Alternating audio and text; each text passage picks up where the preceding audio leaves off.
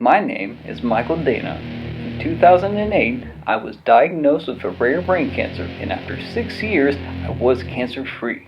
But the ordeal left me changed, with a different outlook on life and a new sense of priorities.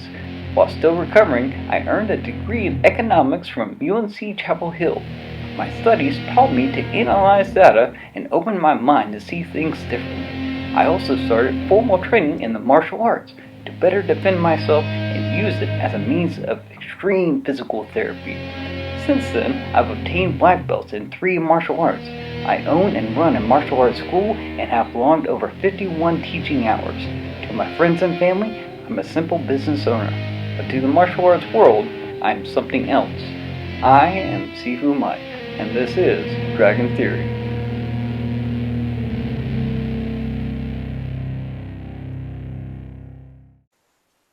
Hey guys, hope you're doing well. So I am here to talk to you about the brain and how I think it works. So in order to keep this video short and sweet, I'm going to launch right into it, and we're going to be talking about how memory works in, like I said, working on the brain and the mind.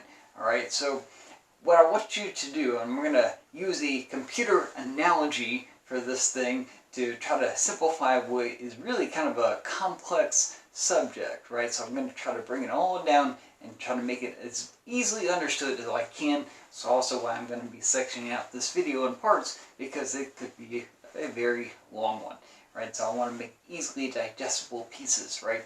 So using a computer analogy, I want you to think of your brain, of the human brain and the human mind essentially, as a computer hard drive, right? A computer hard drive. Now, hard drives are not capable of storing files of the same format and same file name in the same spot. Alright, so you can have multiple files of the same format in different names, multiple same formats but different names, right? And then, or multiple different names, same format. I think I just said the same thing twice. Alright, you can have the same name, multiple formats. That's what I'm talking about. So your files can either be exactly the same format with different names, or they can be different names, the same name, or different formats. Sorry, a little bit dyslexic. That's another thing. That's a whole nother video as far as how the brain perceives that. But you kind of get the idea. It cannot have multiple files, 2 or more files in the same location that are of the same format and the same file name. It simply doesn't do that. And it's more because of efficiency and try to reduce redundancy and not take up as much space, right? So when a person is young, and I'm talking like kids, like little kids, right? Their brain, their mind is still developing, right? And so they don't quite have the routine and the structure that adults do, because they can't actually form it. Right? That's why they love structures, because they can't form it at an early age. They have to learn how to do that. But before that, their mind is essentially just taking in all of the information, considering it new, right? And so they're just making files everywhere, and their brain's just cluttered. Everything's a new file, even if it's the same format or same name or whatever like that. So like school is like grade school, this level, this level, this level, this day, this day, this day, everything is new. And it's not until they get older that they start to kind of organize and form these routines and put things in different places, right?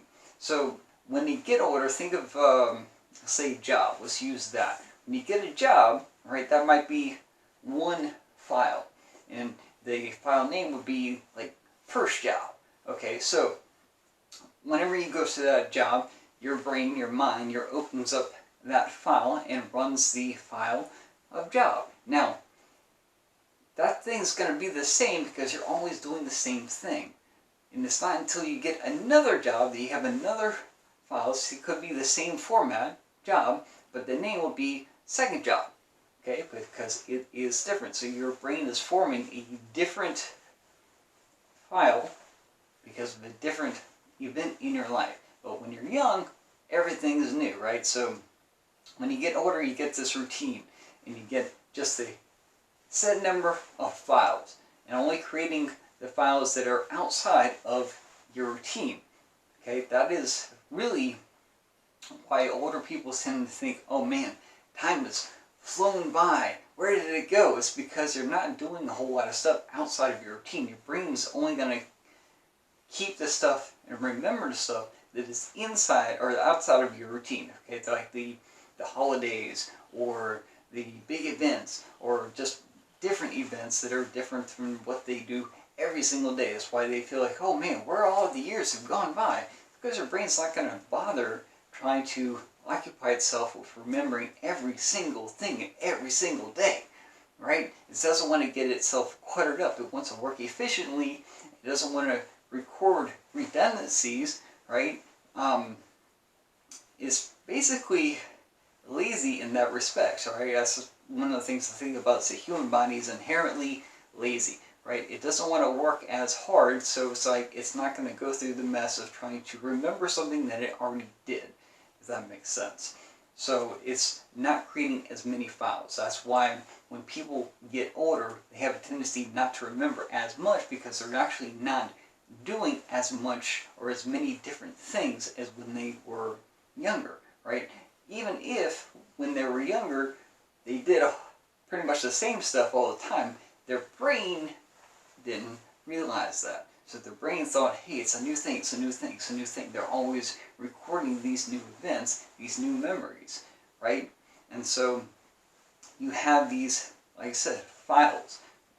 Young person, their brain is just cluttered with all kinds of files and everything. The adult, though, gets more organized, gets that routine going, right? Tries to be more efficient with what it has, and kind of lines things up and is like, oh, I'm not going to record stuff, I'm not going to make the new memories of things that I already did. So it's going to be something that's outside of that, okay? Which is really why I try to find as many different ways of doing the same thing, especially for adults, because it's like, hey, I know you're getting bored doing this one thing, but now we're going to do this thing, which just so happens to be another way of doing that one thing, right? So they reinforce that one thing by creating multiple files of like the same format kind of deal. So just tracking with me on that one. So that is really how the brain operates as far as memory is concerned in a very, very simplistic way. And that's really how it relates to, like I said, when people get older, they have a tendency not to remember the stuff that is inside their routine because they are very strict. Now, the people who have no routine, they have a tendency to remember all the kind of stuff. Their brain is always working, so it's recording new information as it comes in, okay, because it's different than what they're used to, right? That's one of the reasons why I like jobs that always have me interacting with a new person all the time, because that's new information. All right, it's going to be a different file in my mind, in my little computer viewfinder thing, my hard drive kind of deal. So that is going to be how you remember stuff. Now the second part of this going to have to do with basically how you reconcile your emotions and your choices and with your mind, right? So it's like, if you stick with me throughout this whole thing, it's all going to come together. I plan on stringing it all together. So we're talking about making choices based on the emotions that we have, right? Now, the analogy I'm going to use here is not computers. One that's a little bit more relatable. Okay, I want you to think about hunger and being hungry. Okay, hunger is an emotion. That's something that your body has that tells you, hey, I want fuel, I want food. Okay, even if your body happens to have all the nutrients that it needs, it's all spread out, but the body's saying, I want this in a very concentrated spot, right? I don't want to have to work so hard. Remember, I said it was lazy, right? So it doesn't want to have to work for that. So it says, hey, feed me, feed me, feed me, right? At that point, when you get that emotion of hunger, okay, you then have a choice. Okay, the choice is you can either eat or not eat, right? You can choose when to eat, at that exact moment or like an hour later or what have you. You can choose what to eat. You can choose how much to eat. Okay, some people eat a little bit, some people eat a lot. It all depends. It's your choice based on that emotion. Okay, because the thing is, you've learned since being a baby how to satisfy that particular emotion and what you do with that emotion. It's a learned behavior, right? So when a baby feels hunger, it doesn't know what that is, and it doesn't know how to communicate, so it just cries, right? You hear about parents all the time figuring out the different tones and the different types of cries that their baby is having, because what they tend to do is when they first get a kid, like they get the baby, it cries, and they go through all the different steps, process of elimination to try to figure out what is going to help this baby to satisfy that particular feeling. The baby's like, oh, they keep trying this thing, they keep trying that thing, and I still have the feeling, oh wait, they did this thing, they put food in me that makes that feeling go away. Right? So you will learn this from a very early age, that putting food makes the feeling go away. So you make the choice later on, hey, I've got this feeling, I know what this feeling is, to satisfy that feeling and make it go away, I gotta eat, right? But you can also make the choice later on, hey, I don't have to eat, right? It's your choice. Now, putting that into a different context, right? Same principle though. I have an emotion. I'm acting on the emotion. So if somebody says something to me, and say it's negative in nature and it makes me feel something negative, right? It's all about my perception of that, okay? It is the learned behavior from basically my language that I understand. And there are several different types of languages that people understand. Inherently, they understand body language because everybody has a body, for the most part, right? And the human body can only move in so many different ways. So that's something you automatically interpret. Now, they also understand the tone of the voice, whether it's really low or really high, or if they go, and so they understand inherently the tone because it's something that they also do. Okay, what they don't quite understand is the verbal and written language, right? That's kind of cultural based, and so I like to use the example of an Eskimo, right? Because I know nothing about Eskimos, all right? I don't even know the actual name of the language that they speak. It's just Eskimo speak, right? And so if an Eskimo comes to me and says something massively offensive, just the worst possible insults and everything you can possibly think of, but they do it in a very monotone kind of speak, and they make no body movement whatsoever like this, okay, I'm going to be like, yay, I don't know what they're saying, right? Because my perception of what they're saying is different. I don't know. I mean, I'll be honest, I barely speak English, so if somebody comes to me and speaks Eskimo, I'm like, right on, man. So I don't know what they're saying verbally, right? But if they start having body language, I'm like, that's an aggressive type motion or whatever like that. I understand. I kind of get the context clues of what they're saying, right? I'm like, okay, well, he's acting negative and acting aggressive. I don't understand verbally what he's saying, but I can kind of get the clue, kind of get the hint that maybe it's not the best thing, right? If the tone of their voice is very loud, very violent, very harsh, then I can kind of get, again, context clues, be like, okay, maybe he's not saying the nicest things about me, right? And so it has to do with my perception of what they are saying. So when we take that into a language that we do understand very well, right? If he says it in a language that I understand, like English, I kind of understand it sometimes. You know, I'm from the South. Gotta give me a break, man. I got the one language, man. I can't spell half of it. I can't pronunciate the other half. I'm doing the best I can.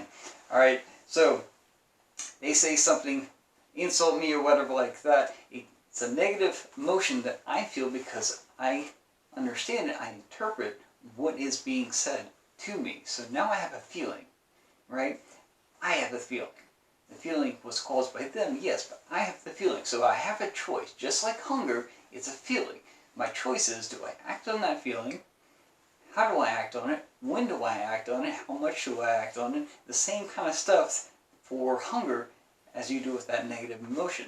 And it's going to be based on whether or not I want to control it, get it to stop, or if I want them to make it stop. Alright, if I want them to say something or do something that's going to make that emotion, that negative emotion, stop. Okay? But the thing is, I have that choice.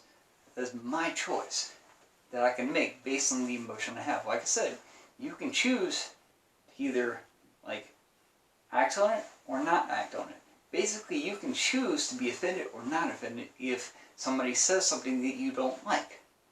Okay? So it is your choice. I tell people a lot of times, don't apologize for somebody else's choice. That is their choice, man. At that point, though, you have the control over your body, over your actions, over your mind, right? So this is the thing I'm trying to get across to people, and I've had a couple of people in self-defense that I've told this about, that the person that has the most control over you at any point in time is going to be you, right? Unless you're like a minor, then, you know, listen to your folks. Okay, that's my legal disclaimer, kids. Listen to your folks until you're like 18 or so. Then you are going to be your biggest opponent. Okay, you can know all the self-defense stuff in the world. If you psych yourself out or if you freak out at that moment in time, it's not going to help you. All right. I've even seen fighters that are super skilled, but they defeat themselves mentally before they ever even throw a punch, before they ever step into the ring. They are defeated mentally. Okay, this is a very real thing in sports specifically, where they say, hey, you know, this game is 90% mental and 10% physical, because if your brain is not there, if you're not in full control of every single thing, okay, then you can lose, right? So you want to stay in control of whatever is happening, because the thing is, when you act on a feeling, you can almost think of it as like a short-term memory that never becomes a long-term memory. That file in your brain never actually fires and creates, because it is something that you always do. Right? And I'll circle back to that in another part, but talking about the mental choice based on the feeling that I'm getting. Now here's the thing, it's like a big thing, it's a crucial thing as far as making that control, because there are people who understand this and will say whatever they want to get an emotional response out of you, to get an emotion that they know you can react to. Like I said before, the human body can only move in so many different ways, so there's a finite number of ways that you can react or respond to a particular type of emotion. So they're going to go for the most predictable ones, and they're going to try to use that and manipulate that against you. Okay? So when somebody says something, even if they don't believe it, right, and you get an emotional response out of it, and you act the exact way that they want you to act, right, they're the ones that have control over you, because if they hadn't said anything, you wouldn't have done anything. But they said something that caused you to act differently. So at that moment, who has the control? The other person or you? Because you're doing something based entirely off of what they said, right? And the thing is, putting this in the light, comedians do this all the time. They just use laughter and they use comedy to manipulate your emotions, to get you to respond instantaneously. And they get you to respond with a laugh, right? They're trying to add that kind of levity to it, but they're doing that. They're using their words to manipulate your emotions and make you do a choice at that moment. At that moment, they have control, you don't, right? Turning it around and going into the visual spectrum, okay, the directors of films, specifically horror films, are really good at using the visual medium to manipulate your emotions to get you to react a certain way at a certain time instantaneously. Okay, they're doing it with visuals. So sometimes comedy and film, they will pair together to hit you from all sides in every different type of language you understand, as far as body language, visual intent, and auditory and stuff in using the words, right? They're manipulating your emotions to get a particular response, right? They have the control over your head, right? So keep that in mind. I know it's a kind of a big thing to think about, is the controlling, like who is actually in control, because you got to think about it, man. If you look up a video of a comedian who is telling jokes in a language that you don't know, right? You're probably not going to get any of that stuff unless they do some kind of physical comedy with that as well. Then you kind of get the slapstick of it. But if it's just words, and they're not words that you understand, if you don't perceive it, you're not going to get the same kind of emotional response that they're looking for, right? So you can test this out, right? So this kind of brings me to my next point, right? I guess the third step of this whole thing is the mirroring effect, right? When I talked about earlier, your body language, and it's a language that you understand inherently, is because you're doing what's basically mirroring, right? Boom, right? So in psychology, they talk about the mirroring effect as being something related to body language, because in my opinion, that's something that everybody's going to understand, regardless of culture or what part of the world they are. They're going to understand how the body works because they have a body, right? But I think it applies to like every language. It just has to do with your perception of that language and whether or not you fully understand it. Okay, so gotta follow me on this one here. When you like somebody, all right, a lot of times you will mirror them. That's one of the ways to kind of ingratiate yourself to another person and get that attraction going on, is that you try to mirror them. You try to either make the same kind of hand gestures, same physicality, or you try to talk like them. If you ever see people who really like each other, after a while they start to finish each other's sentences because they are mirroring each other. They are a mirror of their thought process, not just their actions, right? Even people who spend a certain amount of time with another person or a group, right, they start to take on their characteristics because they want to be a part of them. They're mirroring that group, right? So this happens all the time. It just might take a little bit longer with certain languages because of the type of perception going on, right? Even if, I know an example that I use a whole lot is that if you have kids who are told something throughout their entire lives, and at a certain point, people are like, oh, they believe it. It's not so much belief, it's they're mirroring, right, what's being said to them and what has been said to them all the time. So it's not just the believing aspect, it's just the mirroring, right? And so mirroring is a big thing. It's very much a two-way street, right? If you want somebody to trust you, you have to then trust them. If you want to get respect, you respect them first, right? It's very much the thing. You don't really fight fire with fire, though. If you're mad at somebody, or if they're mad at you and you respond in kind, you're just escalating it, right? You're mirroring them, right? Mirroring is a huge thing that happens all the time, and happens not just one-on-one, happens like even in team sports. Like if you, I watch a lot of college basketball. I love college basketball. And depending on the situation in the game, if one team scores the three-point shot, almost you can just bet on it. The next possession, the other team will attempt a three-point shot, right?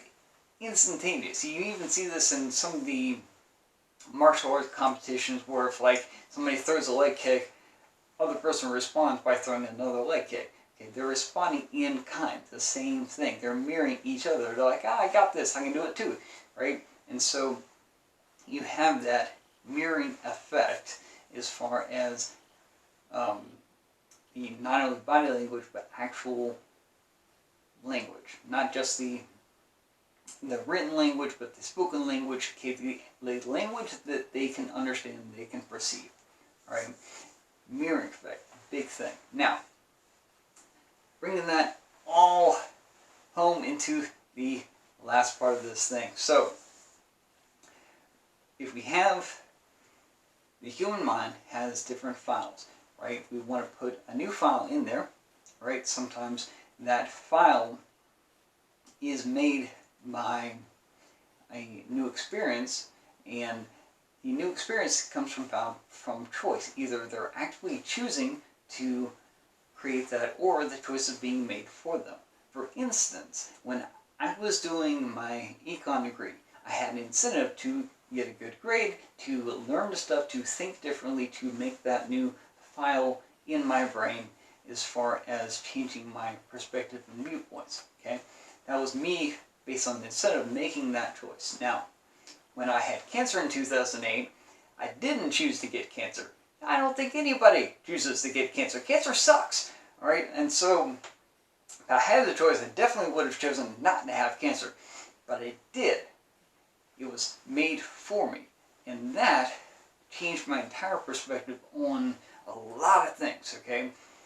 That happens a lot. Even, I think I used the example of parenting. You can make the choice to have a kid, but often when you have the kid, that's an entirely different experience that you weren't fully prepared for, and so another file is created. Okay, the choice is made for you based on the incentive.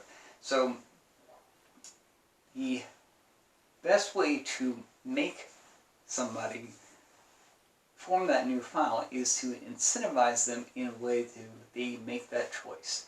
Okay, and they do that through knowledge, because the thing is, if say somebody is negative about a particular thing, anything, right? You know, they say something, you don't agree with it, and you mirror them based on that emotional response, you're making a choice based on your emotional response to do the exact same thing to them, to try and force them to do another thing, or make a choice based on another emotional response that you're trying to get. Both of you are making choices based on emotional responses. Regardless of what they say from either side, nothing actually happens in the long term, because the file is not made. It's a choice made, an action made based on emotion, and not necessarily a choice made based on incentive as far as wanting to get there. So, knowing this, and it took me years to really learn that it's basically trying to explain to an idiot why they're an idiot is idiotic. Right? I spent years doing this, and you know, it was a waste of time. Right? If their mind is already made up, and if they're making a decision and making choices based on emotion, all right, and you're trying to enact and manipulate those emotions with words or with actions, then nothing is going to happen from either side. Okay, so you have to somehow inject that type of knowledge into the person so that they create that particular file. That's what an experience is. It's like first-hand knowledge, right? I have first-hand knowledge of this. There's a lot of things that people learn first-hand knowledge-wise, and there are a lot of things that they learn from a book that was written by a dude who read another book, that was written by a dude who read another book, that was written by a dude who then experienced, right? So, like, fourth-hand knowledge kind of deal. And so, you have to have people who actively want to choose to engage and get that knowledge and add it to their own, right? And that's not really kind of an easy thing to do, right? Don't really have a solution for how to do that, because like I said, you can either make the choice or have the choice made for you, and sometimes, hey, that can be a difficult thing. Now, in relation to martial arts, that's the whole premise of these videos, right? That's what I do. I do martial arts, mixed martial arts. Key word there is mixed, man. I've got everything. So, in my viewpoint, give people everything. Specifically, right, you give kids everything because, like I said before, in the very first video, that they just take in everything is new, right? They don't compartmentalize really anything, they're just putting files everywhere. Alright, so you give them all the knowledge, give them everything, and then teach them how to comprehend and kind of understand and analyze that particular knowledge and use it and work with it. Okay, you can even teach them stuff that you don't agree with, but then you teach them why other people think is necessary. Okay, so you're teaching both sides, and that somewhere down the road they'll hopefully figure out what best to do. Right, so kind of, I like to think of martial arts, the martial arts industry, as being a little good microcosm for the rest of society. But in relation to martial arts, I try to give people everything, because what works for me isn't necessarily what's going to work for somebody else. All right, what works for our body type may not be the best for this body type, or what we do against 90% of people may not work against the 10%. They're totally different, maybe bigger or whatever like that, or smaller. You never know. And so you always have to add more information, more answers to the questions. All right, the techniques are simple, the situations are not.